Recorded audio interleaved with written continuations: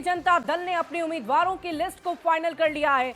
2 से 3 सीट पर चेहरे को लेकर लगातार मंथन चल रहा है। तेजस्वी ने सभी उम्मीदवारों के नाम पर मोहर लगाई है और 1 से 2 दिन के अंदर उम्मीदवारों की सूची जारी की जा सकती है।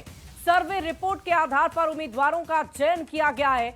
आरजेडी में कुछ विधायकों का टिकट कट सकता है, ऐसी भी खबर है। तेजस्वी ने A to Z के तहत उम्मीदवारों का चयन किया है। बड़ी संख्या में अति पिछड़ा उम्मीदवारों के नामों पर मुहर लगी है और पिछली बार से ज्यादा इस बार सवर्ण चेहरों को मौका मिल सकता है, ऐसी जानकारी सामने आ रही है।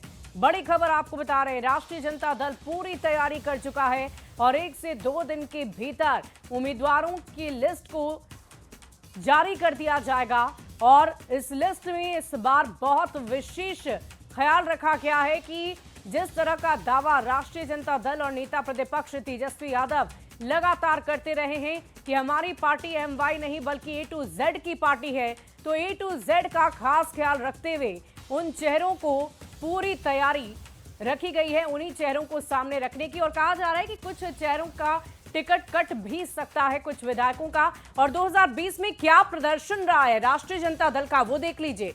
देखिए, राष्ट्रीय जनता दल 144 सीट पर चुनावी रणभूमि में उतरी और इसमें से 75 सीट जीत गई और 23.11% उनका वोट प्रतिशत रहा। वहीं कांग्रेस की बात करें तो कांग्रेस ने 70 सीटों पर लड़ाई लड़ी और 19 सीटें उन्हें हासिल हुई। 9.48% वोट रहा है। तो देखिए, आरजेडी ने लगातार पूरी तैयारी कर रखी है। और इसी बीच वीआईपी अध्यक्ष मुकेश सहनी का बड़ा बयान आ गया है। महागठबंधन में सीट शेयरिंग हो गई है। बड़ी खबर आपको बता रहे हैं, सीटों का फॉर्मूला पहले ही तय। सहनी 1 से 2 दिन में खुलासा हो जाएगा। बड़ी खबर आपको बता रहे हैं, सहनी क्या कुछ कह रहे हैं, सुनिए।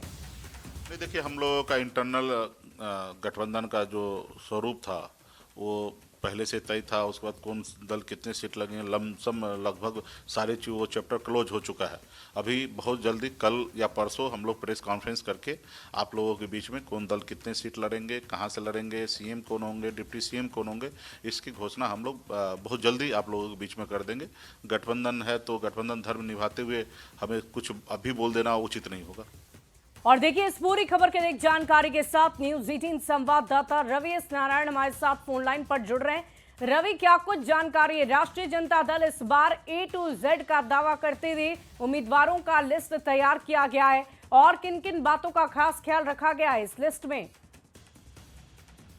देखिए, तेजस्वी यादव ने कोशिश की है कि इस बार विधानसभा का जो चुनाव है वो बहुत महत्वपूर्ण है और उसे देखते हुए कोशिश इस बार की ये है आरजेडी की, खास करके कि जो A to Z का जो फार्मूला है, जो कई चेहरे हैं, उसे इस बार ज्यादा मौका दिया जाए। और इसी के तहत जो तैयारी, जो सीटों की सूची जो तैयार की है, उसमें अति पिछड़ों की जो भूमिका है वो बढ़ाई गई है।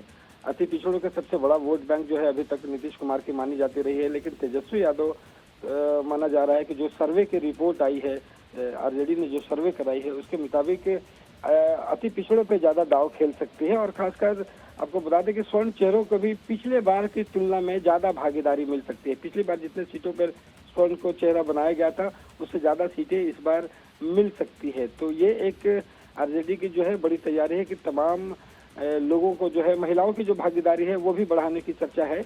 महिलाओं की भी भागीदारी है वो ज्यादा से ज्यादा देखी जा सकती है, क्योंकि पिछली बार जितने महिलाओं का टिकट दिया गया था उसमें स्ट्राइक रेट जो था वो 90% का था।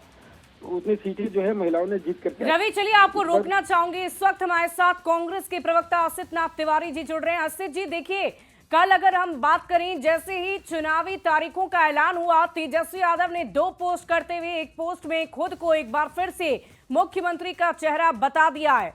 और साथ ही साथ एक तरफ अगर हम वीआईपी प्रमुख मुकेश सहनी की बात करें तो वो बार बार ये कह रहे हैं कि अगर जीते तो डिप्टी CM तो हम ही बनेंगे। तो ये क्या चल रहा है?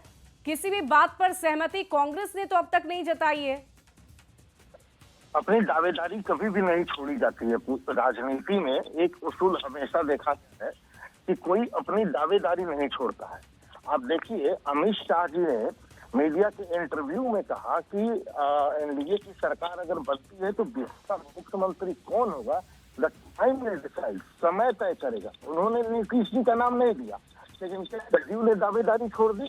जदयू के तमाम लोग कहते हैं कि अगला मुख्यमंत्री नीतीश कुमार ही होंगे, इसमें क्या संदेह है। तो राजनीति में दावेदारी करना कंफ्यूजन वाली बात नहीं होती है। ये कोई ऐसा नहीं है कि गठबंधन में खटपट है। खटपट है तो फिर तो एनडीए में बहुत बड़ा खटपट है, क्योंकि अमित शाह जी ने तो खुलेआम कहा कि समय बताएगा।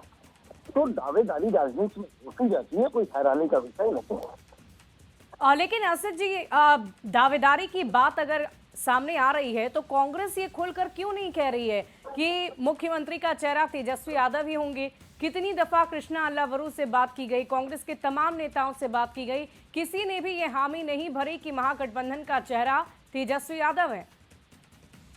यही सवाल पलट के अगर एनडीए से पूछा जाए कि भाई अमित शाह जी, जेपी नड्डा जी या खुद मोदी जी क्यों नहीं कह दे रहे हैं कि अगर हमारी सरकार बनी तो नीतीश के मुख्यमंत्री होंगे, वो भी नहीं कह रहे हैं। असद जी, लेकिन लगातार अलग अलग दलों के नेताओं की तरफ से सिर्फ और सिर्फ यही चर्चा की जा रही है कि 2025 नीतीश। खैर, देखने वाली बात होगी कि इस पूरे बात को लेकर कैसे राष्ट्रीय जनता दल और कांग्रेस की सहमति बनती है। क्या वाकई तेजस्वी यादव ही मुख्यमंत्री के चेहरे होंगे या नहीं, ये तो आने वाला भविष्य बताएगा। बहुत बहुत शुक्रिया आपका हमारे साथ